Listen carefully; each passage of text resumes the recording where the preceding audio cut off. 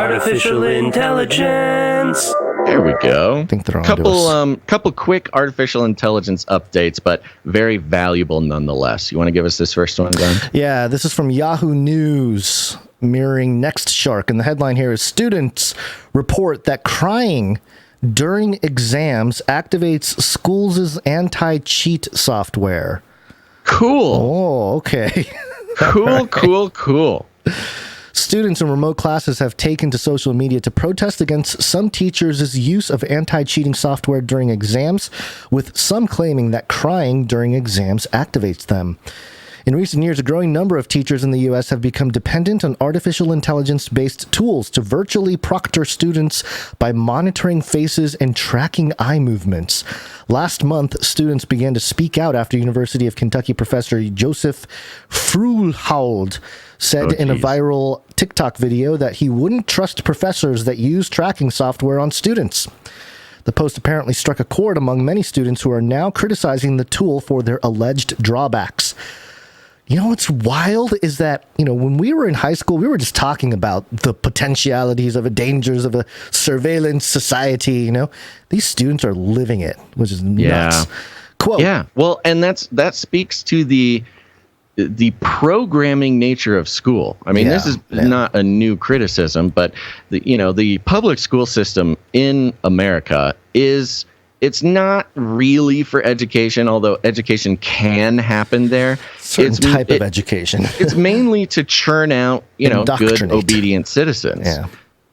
That's where you do a lot of the social programming, telling kids how to believe, not just what to believe, but just training them to agree with the crowd, training them to agree with authority, these types of things. And now training them to, obey the AI surveillance state, where even crying gets you in trouble with the robots. Yeah, so one of the students here says, I tried so hard to fight against having to use these. My school outright denied me, and I ended up being constantly flagged because of horrible anxiety, one user claimed. Quote, one of my French exams got flagged for cheating because I was crying for the whole thing, and my French professor had to watch 45 minutes of me quietly sobbing, another user wrote. Oh, no. I mean, it really kind of plays hand in hand with, I don't know what else to call it besides the sort of softening of the American children. I love this, too. Fruhlhaud then took the discussion further on Twitter, noting that he, quote, seems to have broken the dam of all this traumatic surveillance, unquote. It wasn't even just a detailed video. I just said, as a professor, if one of my colleagues tells me they made their students use one of those softwares, I'll never look at them the same. And like that, broke the dam of all these traumatic proctoring experiences. Wow. And it goes on here. But yeah, we always knew that this would... I didn't realize it was this far along, for one. I mean, in terms of being used to that level. It was only 2 years ago that we were reporting on China starting to use these AI programs in the classroom to make children pay attention better, and here we are 2 years later and it's being used, sounds ubiquitously in the US. Yeah, and we're not at the point. I mean, the eye tracking and all that is a little bit scarier, I think. Well, there are different kinds of fears to have with there was that story we reported very early in Canary Cry, the NewsTalk side of things, where the headsets that the kids were wearing measured the brain waves, and the teacher can monitor the brain waves of the kids. And so if the kid, if a particular student wasn't focused or was having erratic thoughts or whatever, they would show up on their little monitor.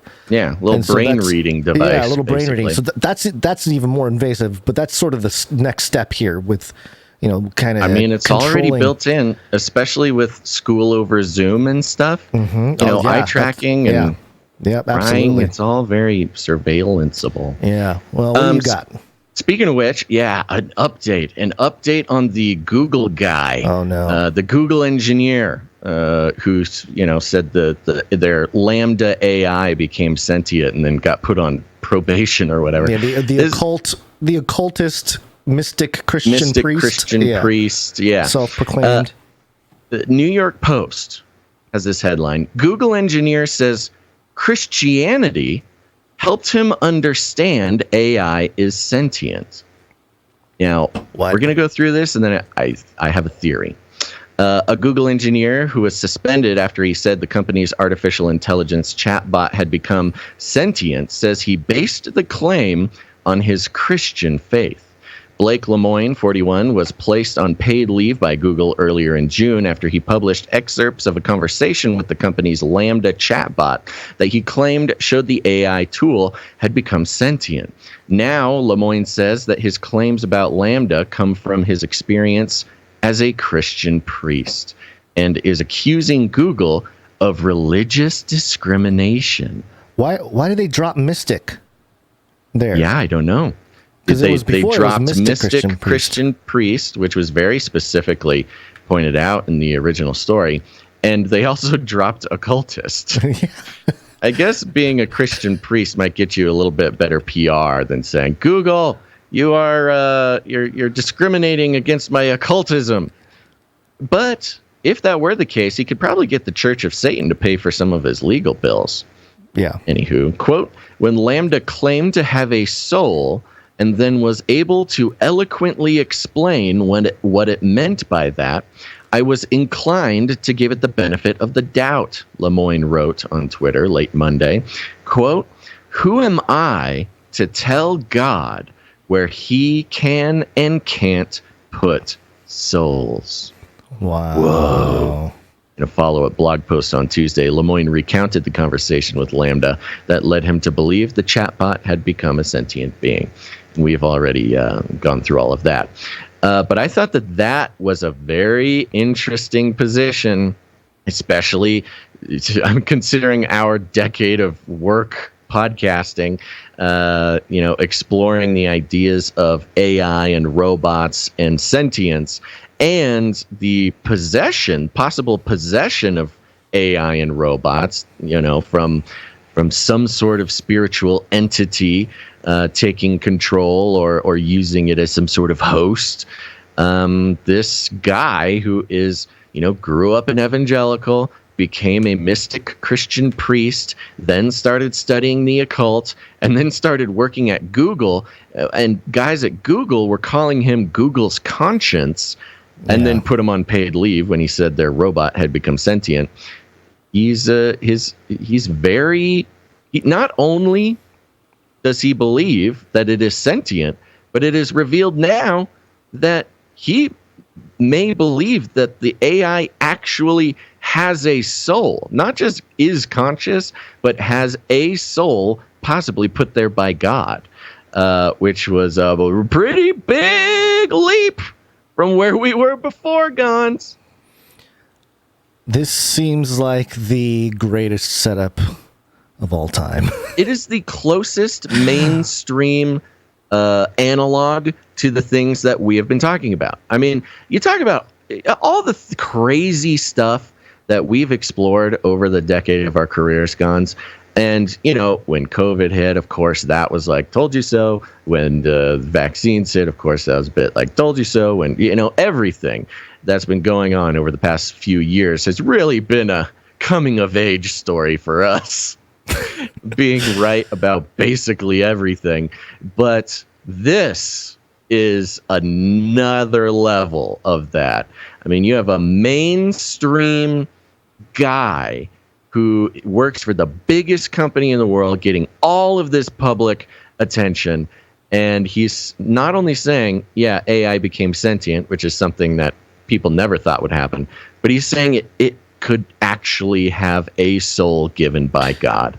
And in the game of, mass culture narrative, I think this is the beginning of the end. Flippy will not only will Flippy not sweat in your food, but he'll also have a soul. I find it very interesting that the last article we reported, the initial article, wasn't it WAPO or somebody? It was some mainstream outlet, New York Times maybe. Yeah. They outlined the occultist, they studied the occult, that whole thing.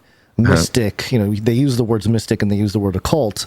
Yeah. And it would seem that that audience would read that and go, "Oh yeah, a sensible guy, this a little, maybe spiritual guy, he got a little Christian influence, but hey, he's mystical, he's looking at the occult, Yeah, he's not one of those annoying Christians. Right. So you give him a little cred from that side.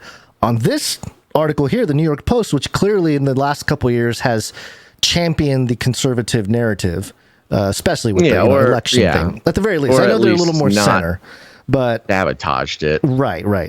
They were targeted for the Biden, Hunter Biden story, publishing that story. But in this article, which clearly right now probably has more conservative eyes on it than before, or maybe not, I don't know, but maybe in that regard, they don't mention occult, they don't mention mystic, and so it's almost like if you're a conservative, it's crafted. If you're a conservative reading it, they'll be like, message whoa, for the conservative audience. I'm looking at it now. It was Washington Post last time, which mentioned the occult and the mystic part of his background. And New York Post, being the more conservative outlet, taking those two things out, crafting the message for more straightforward Christianity. That's crazy. So why are they trying to appeal to both sides with this? Right? Exactly. Very interesting. I mean, it is a concerted effort to bring this narrative to all who will hear it, and that includes, actually, we didn't bring the story to the show, but there was a story about. We've read this story before, but it's been reprinted recently or revisited by the media. Is the robotic deity, Buddhist priest who gives sermons and gives blessings, and it's an actual robot that stands at the front of a church and leads a Buddhist ceremony or whatever. I don't know much about Buddhism as much as I should to talk about it, but and this is all coming out at the same time. I'm sorry. I'm just saying it cuts off the circulation of your legs. I had to do a Buddhist ceremony when I was a kid, when my grandpa was like the 7-year anniversary of his death or something. And you go into this temple and you kneel, you're on your knees and you sit on your heels, and this guy starts reading this thing, whatever he's reading. And then you're like, how long is this going to go? And I was little, so I started looking at my parents. I was like, how long? And so it was, I think it was like an hour. The whole thing, man. It was just like, oh wow, this is not for me. If anybody's interested in that story, ABC News has it out right now. It was published to Wednesday, rather, and the headline is "Robot Deity Preaches Buddha's Scripture in Japanese Temple." And there's video of it. It's pretty trippy. But it's this movement right now in the mainstream, this trend, this news cycle where robots and spirituality becoming integrally intertwined, I guess.